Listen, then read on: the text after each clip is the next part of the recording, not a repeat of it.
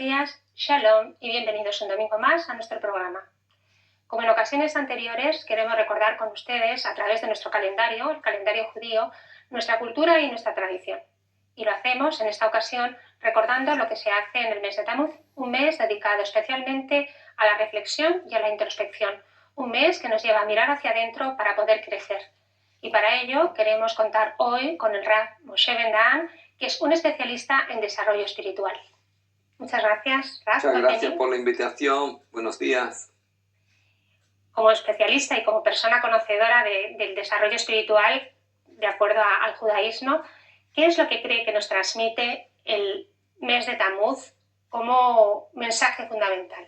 Bueno, en el mes de Tammuz tenemos el 17 de Tammuz, como bien has dicho, que es un día de ayuno.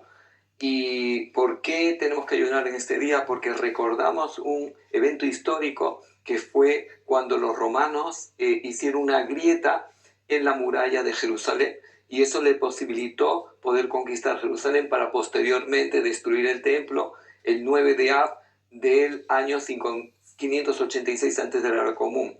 Pero vemos que hay algo muy significativo en esta fecha, el 17 de Tammuz, porque es verdad que en la época de la conquista de los romanos se destruyó esa muralla, se hizo esa grieta en la muralla, pero este 17 de Tammuz tiene una raíz histórica muy interesante en la Torá, en el Pentateuco, porque el 17 de Tammuz fue cuando Moshe Rabenu, bajó con las primeras tablas, y cuando vio que el pueblo estaba alrededor del becerro de oro, las rompió.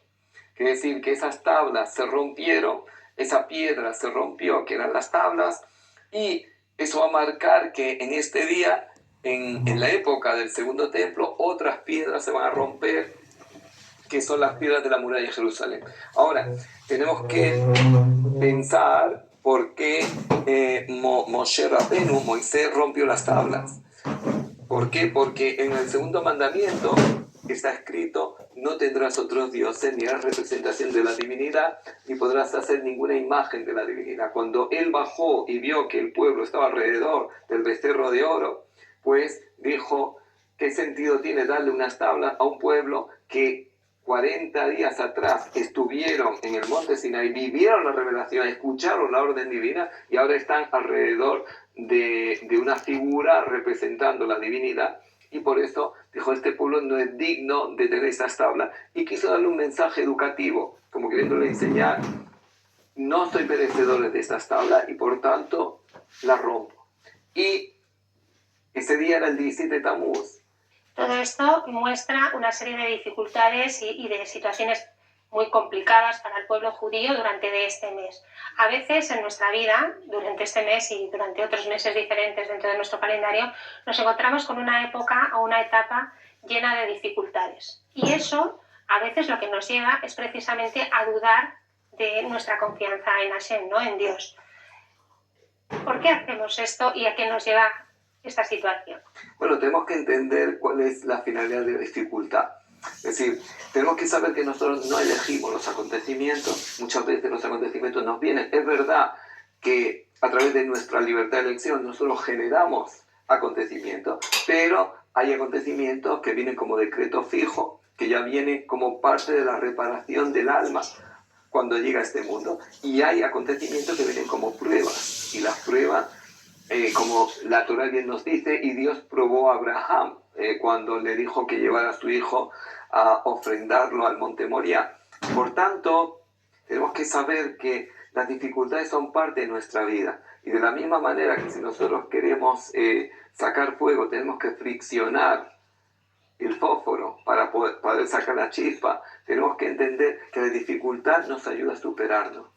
Y es verdad que nosotros muchas veces no elegimos los acontecimientos, no elegimos los escenarios, pero sí elegimos cómo vamos a actuar en ese escenario. Si vamos a ver ese acontecimiento como un reto o como una oportunidad de crecimiento, o vamos a ver ese acontecimiento como una desgracia, como una angustia, como una amargura, y nos vamos a caer en la tristeza, en la amargura, y nos vamos a hundir con el acontecimiento. Lo que tenemos que ver es que tenemos que aprender en ver la dificultad una oportunidad de crecimiento, una oportunidad de superación. Porque nuestra finalidad en este mundo, ¿cuál es? construir nuestro mundo interno. Es decir, nosotros no podemos influenciar en la otra persona. Podemos aconsejarle, podemos inspirarle, podemos ayudarle, pero no podemos influenciar a una persona que cambie su conducta. Pero sí yo tengo la obligación de construir mi mundo interno, conectar con mi esencia divina, que es mi verdadera esencia, y desarrollar esos valores internos que están en potencia en mi esencia divina, como es la espiritualidad, el amor, la paz interior. Y ese es mi trabajo, construir mi mundo interno. En este sentido, los que trabajamos en el desarrollo personal, siempre decimos que no hay error sino aprendizaje, ¿no? Efectivamente. Es como hemos aprendido todo en esta vida, ¿no? Como aprendimos a comer, como aprendimos a caminar, ¿no? Prueba, error. Es como el ser humano aprende, ¿no? ¿Puede aplicarse esta relación al sentido que nosotros tenemos que darle a ese sufrimiento? ¿Ese momento de sufrimiento es también un momento de aprendizaje? Tenemos que saber por qué viene el sufrimiento. El sufrimiento viene cuando una persona no acepta una realidad. Ahí es cuando viene el sufrimiento. Si una persona acepta la realidad y dice, esta es la realidad que no puedo cambiar, porque si uno la puede cambiar, tiene que luchar por cambiarla. Pero si no la puede cambiar, la persona tiene que decir cómo yo puedo elevarme y superarme a través de esta dificultad, a través de este acontecimiento. Y si es una realidad que no puedo cambiar, tengo que aceptarla como parte de mi crecimiento. Y encontrarle un propósito a esa dificultad y a ese acontecimiento, y decir, porque ante una dificultad la persona tiene dos alternativas. Una alternativa es sufrir, o una alternativa es decir, cómo yo puedo crecer a través de este acontecimiento. Y el sufrimiento, una persona siempre, cuando tiene sufrimiento, una persona tiene que decir qué es lo que yo no acepto que me genera este sufrimiento. Porque hay que diferenciar entre el dolor y el sufrimiento. Si una persona por la calle se golpeó el pie, tiene dolor, eso es inevitable, es un dolor físico. Pero el sufrimiento está conectado al alma, está conectado más a la dimensión espiritual de la persona. El sufrimiento está en aquello que no acepto. Por eso tenemos que aprender a aceptar, porque es la única manera de eliminar el sufrimiento. Hay muchas veces que a una persona se le muere un ser querido, pero en el judaísmo lo primero que hacemos es la aceptación. Lo primero que hacemos es lo que se llama el Siduk Adin, es decir, Dios, tú eres justo y todos tus caminos son de justicia y yo acepto este acontecimiento, porque es la única forma de eliminar el sufrimiento. Un poco de cómo nos contamos a nosotros mismos las cosas, ¿no? Porque cuando no queremos aceptar las cosas es porque no queremos ver la realidad y nos queremos contar una realidad paralela que no es exactamente la que está pasando, ¿no? Bueno, el ego, digamos, te lleva a no querer ver la realidad o interpretarla de esa forma como aporte de crecimiento. El ego siempre te dice, no, tú no te mereces este acontecimiento, mira el otro como tiene éxito, tú no tienes éxito, tú no te lo mereces, la vida es injusta, Dios es injusto, las personas son injustas, la sociedad es injusta, y el ego te mete en esa interpretación en la cual te genera angustia, te genera sufrimiento, y por eso tenemos que saber controlar al ego, en ese momento no dejar al ego intervenir y enfocarnos en la oportunidad de crecimiento que yo tengo a través de ese acontecimiento y decir, bueno, esta es la realidad, y a partir de ahora tengo que construir a partir de esta realidad, ya no me voy a quedar haciendo especulaciones de lo que podría haber sido y no es. Ahora hay una realidad, tengo que crecer a través de esa realidad. Si yo he venido a crecer, tengo que aprender a crecer desde esa realidad.